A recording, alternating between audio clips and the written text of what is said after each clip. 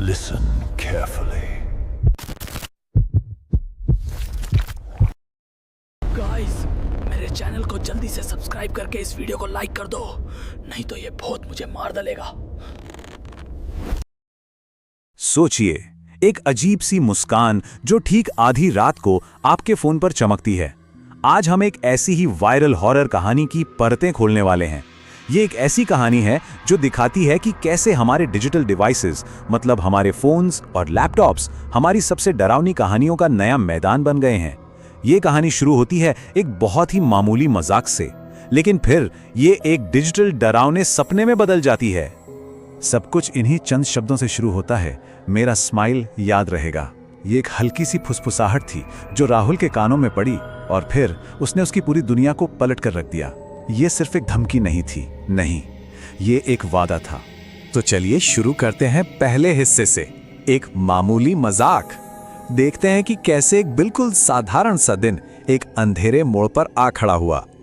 कहानी की शुरुआत होती है एक एकदम नॉर्मल क्लासरूम से, जब तक कि वो रहस्यमयी मुस्कान सामने नहीं आई। देखिए, ये कोई डरावनी मुस्कान नहीं थी, बस अजीब थी।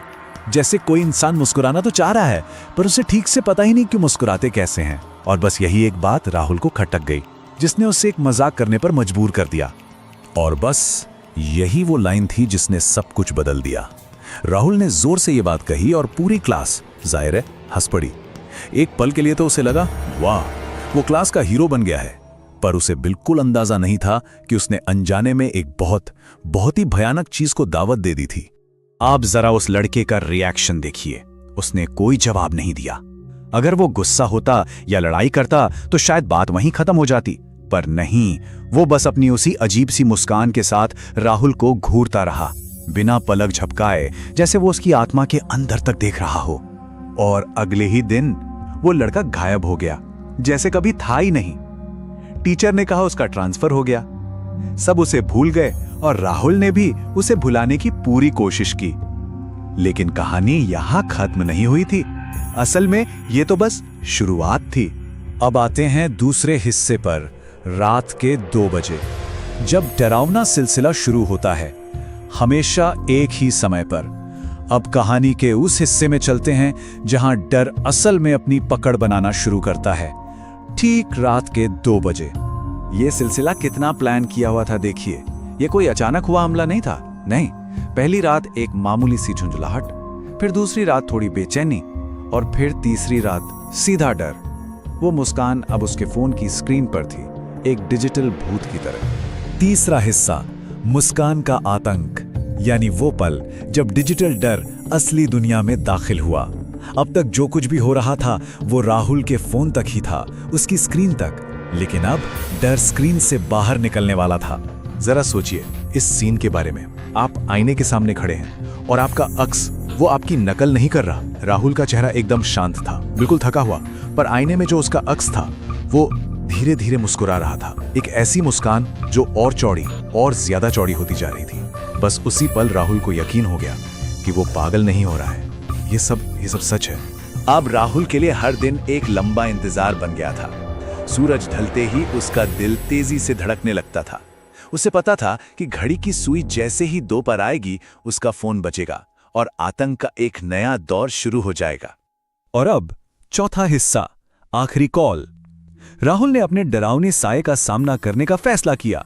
रोज रोज इस डर में जीने से वो तंग आ चुका था और उसने फैसला किया कि वो अब भागेगा नहीं, वो सामना करेगा।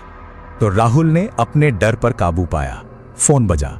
स्क्रीन पर वही टूटी फूटी मुस्कान थी, लेकिन इस बार उसने फोन बंद नहीं किया।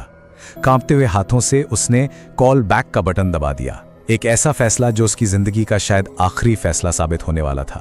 कॉल कनेक्ट हो गई, लेकिन दूसरी तरफ से कोई आवाज नहीं आई, सिर्फ खामोशी। एक ऐसी खामोशी जो किसी भी चीख से ज्यादा डरावनी थी। और फिर उस खामोशी को तोड़ते हुए एक हल्की सी, बहुत ही धीमी हंसी सुनाई दी। और फिर वो शब्द आए, एक धीमी, एकदम साफ आवाज, जिसने राहुल के खून को जैसे जमा दिया। अब तुम भी हंसो। और बस कॉल कट गई। वो वादा पूरा हो चुका था। 5वां और आखिरी हिस्सा, राहुल का अंजाम। उसके बाद क्या हुआ और कैसे एक लिएंडा, एक किंवदंती का जन्म हुआ।